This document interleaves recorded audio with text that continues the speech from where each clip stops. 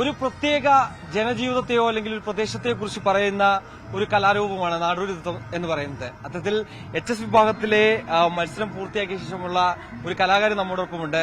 നമുക്ക് ഈ നാടോടി നൃത്തത്തിലേക്ക് വന്ന കാര്യങ്ങളും ഒപ്പം തന്നെ അതിന്റെ പ്രതീക്ഷകളും എങ്ങനെയാണ് ഈ നാടോടി നൃത്തത്തിലെ കാര്യങ്ങളെ കുറിച്ചിട്ട് നമുക്ക് ഈ കുട്ടിയോട് ഒന്ന് ചോദിച്ച് മനസ്സിലാക്കാം. എന്താണ് പേര്? എങ്ങനെയാണ് ഈ ഒരു കലാരൂപം തെരഞ്ഞെടുക്കാനുള്ളത്?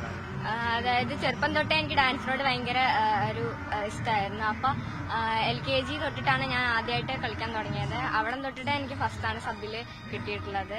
പിന്നെ എന്റെ അച്ഛനെയും അമ്മേന്റെയും സപ്പോർട്ടിലുകൊണ്ടാണ് ഞാൻ ഇവിടെ വരെ എത്തിയത്. പിന്നെ എന്റെ മാഷും ഭയങ്കര സപ്പോർട്ടാണ്.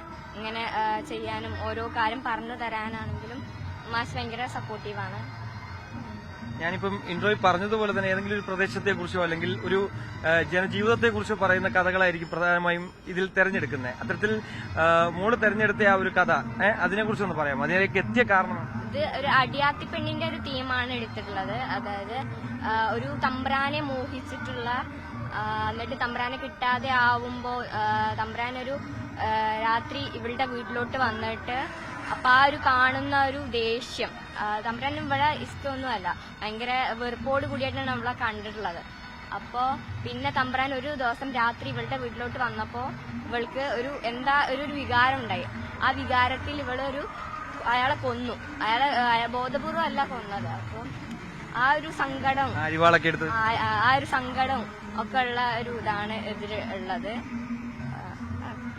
ഇതിനു മുമ്പ് വേറെ ജില്ലാതലത്തിലും ഇതേ സെയിം തീം തന്നെയായിരുന്നു? അല്ലല്ല, അത് എടുത്തിട്ടുള്ളത് പൂമാത പറഞ്ഞൊരു തീമാണ്. അതേപോലെ തന്നെ ഒരു ലാസ്റ്റ് ഒരു ദേഷ്യം വന്നിട്ട് ഭദ്രകാളിയൊക്കെ ആവുന്ന ഒരു രൂപമായിരുന്നു അതിലുള്ളത്. പിന്നെ ചെയ്തിട്ടുള്ളത് അങ്ങനത്തെ ഈ ഒരു അടിയാത്തി പെണ്ണിന്റെയാണ് കുറെ ചെയ്തിട്ടുള്ളത്.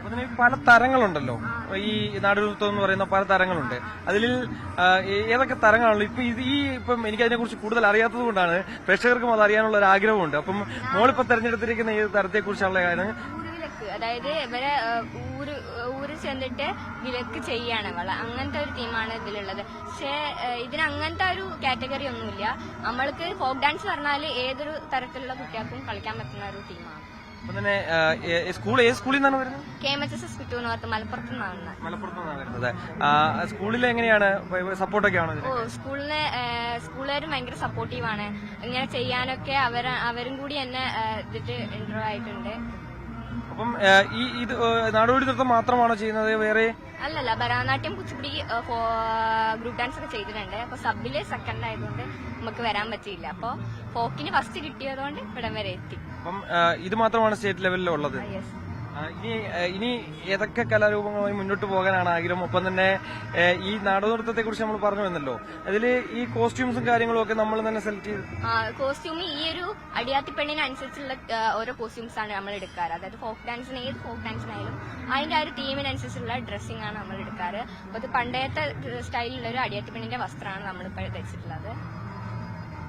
പിന്നെ നമ്മളുടെ ഈ ഓർണമെന്റ്സും ഒക്കെ ആ ഒരു പണ്ടത്തെ ആ ഒരു സ്റ്റൈലനുസരിച്ചുള്ളതാണ്.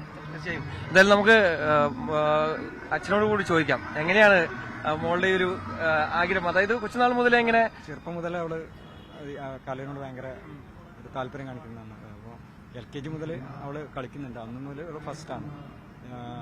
LKG അവൾക്ക് A ഗ്രേഡ് ആയിരുന്നു.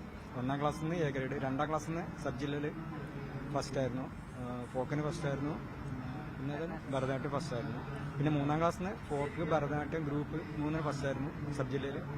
പിന്നെ 2 വർഷം കോവിഡ് കാരണം എല്ലാവർക്കും പോയിട്ടുണ്ടായിരുന്നു. കോവിഡ് കാരണം പലവർക്കും പ്രളയം കാരണം അപ്പൊ അങ്ങനെ പ്രളയമുണ്ട്, പിന്നീട് കോവിഡ് വന്ന് അങ്ങനെ കുറേയധികം നഷ്ടപ്പെടേണ്ട ഒരു സാഹചര്യം ഉണ്ടായിട്ടുണ്ട്.